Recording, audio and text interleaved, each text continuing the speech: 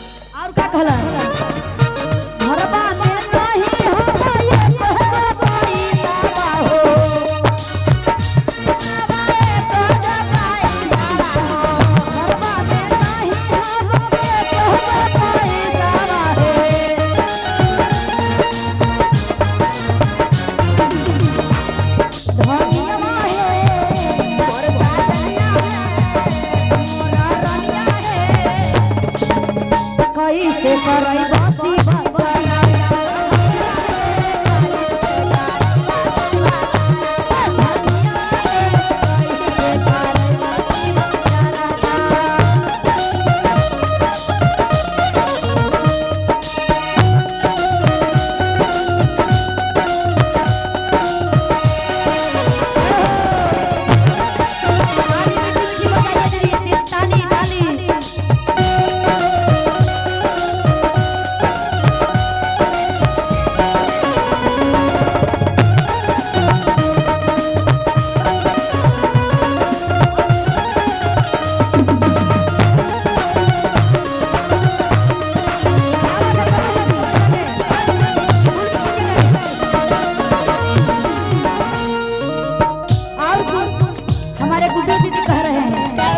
पति जी से नहिरा के दे सोने के नदिया है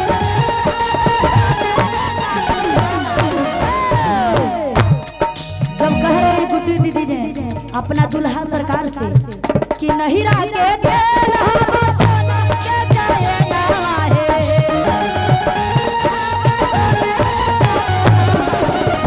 मोर बालवा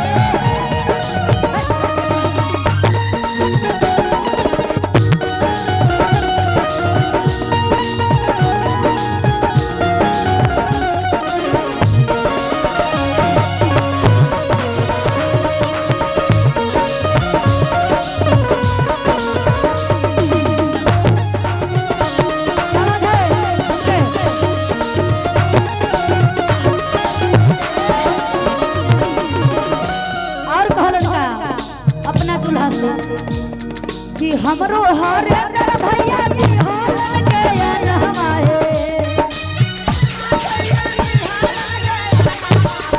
हमरो हरे भैया की होला के रहमाए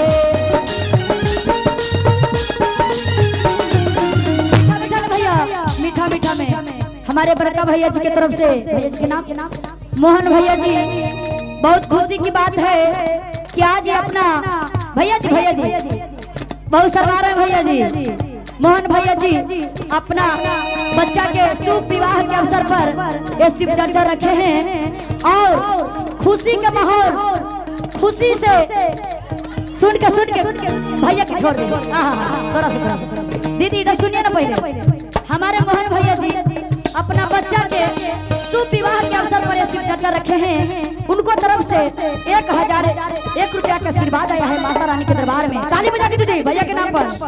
तो भरत भंडार रखिएगा माता रानी, सभी खुशहाल रखे, पूरा परिवार के जयकार हैं। बोलिए शंकर भगवान की, बोलिए सच्चे दरबार की। और आइए बाबा के दरबार में रख दीजिए और कहना है कि पहला में पाया दूसरा राजा हो,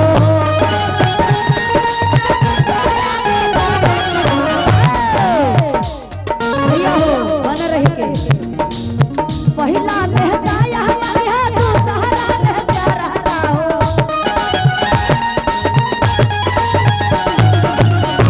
मोर बाबा